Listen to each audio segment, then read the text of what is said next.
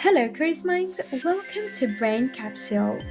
Imagine this: you open your phone on a perfectly ordinary Tuesday morning, and within 60 seconds, you have seen someone your age buying their first home, someone younger than you announcing a promotion, a former classmate posting about their wedding, their baby, their business launch, their dream holiday. And somewhere in your chest, a quiet but very familiar feeling arrives. Not quite sadness, not quite anger, something in between, a feeling that sounds a lot like, I should be further along by now. Sounds familiar? If it does, you are not alone, not even slightly. That feeling has a name and it has a cause, and more importantly, it's built on a premise that is completely fundamentally false. Today, we are going to talk about timelines, about comparisons, about the invisible pressure to hit certain milestones at certain ages, and about why the idea that you are behind in life is one of the most damaging stories you can tell yourself and one of the least true.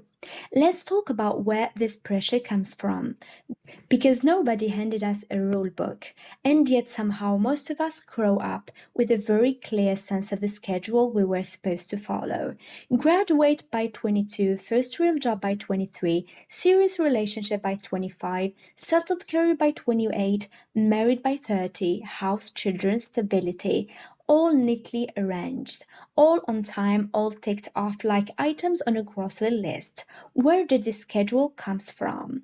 Some of it comes from our parents and grandparents who lived in a world with genuinely different economic realities and social structures. Some of it comes from cultural narratives, movies, TV shows, and stories that consistently present a single template for a successful life.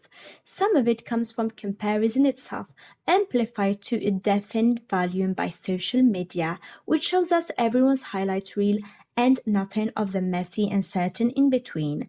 And here is the crucial thing to understand: that timeline was never a fact. It was never a law of nature, it was a social construct, a loose, culturally specific set of norms that many people followed, not because it was the right path, but because it was the visible one.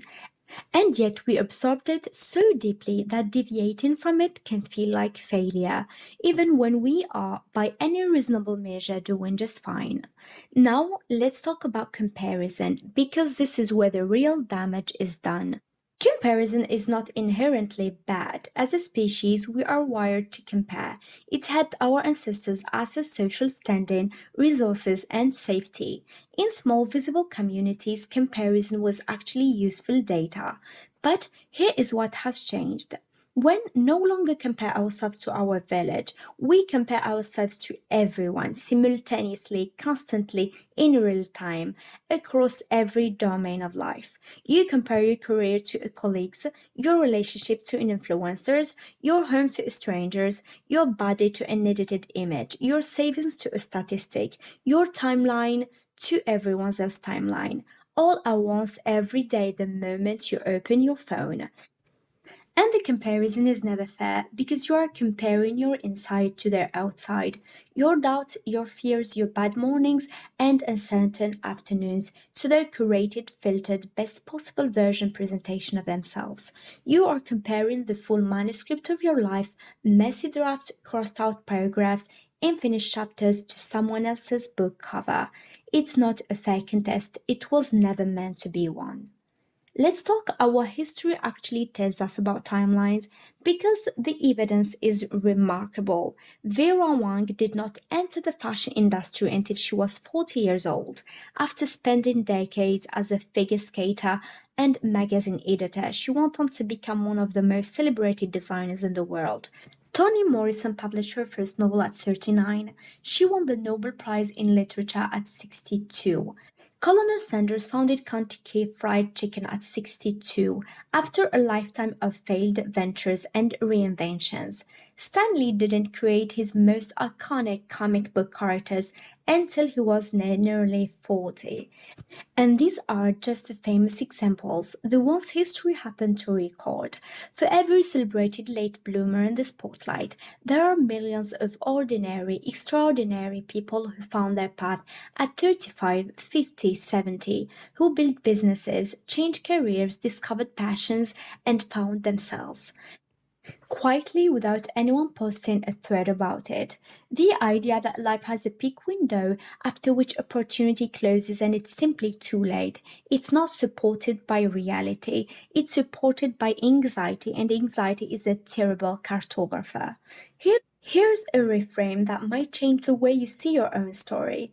Your timeline is not a race, it's not a test you can fail by finishing too slowly. It's not a competition with a podium and a first place. It is a path, yours alone, shaped by your specific circumstances, your specific wounds, your specific gifts, and your specific definition of what a meaningful life looks like. Some people figure things out early because they had early access to resources, clarity, or support. That's not superior wisdom, that's circumstance. Some people take longer because they carried heavier things, because they had to unlearn before they could learn, because they took the road they wound rather than the road that went straight. That's not failure, that's depth. Consider this: a tree that grows slowly in poor soil, fighting for water and light, often develops a root system so deep and strong that it outlasts every fast growing tree around it. There is no version of that tree that is behind. The same is true of you. And here's another thing worth saying out loud. The things that slowed you down are often the things that shaped you most. The detour that felt like failure was, in many cases, the education. The relationship that ended was the one that taught you what you actually needed. The job that didn't work out was the one that showed you who you didn't want to become. Delay is not always loss. Sometimes it is preparation wearing a disappointing disguise. So, what does it look like? In practice, to stop measuring yourself against a timeline that was never yours. The first thing is to get honest about whose standards you are using. When you feel behind, behind what? Behind a version of life that who designed? Question the ruler before you accept the measurement. The second thing is to redirect comparison inward. Instead of measuring yourself against others, measure yourself against your previous self. Are you more self aware than you were 2 years ago? More honest? More able to handle difficulty? That growth is real, even if it doesn't show up the metrics society values most. The third thing is to practice what some call timeline gratitude, consciously acknowledging where you are right now, not as a station on the way to somewhere else, but as a place with its own meaning. You are not in a waiting room, you are in your life. This moment counts.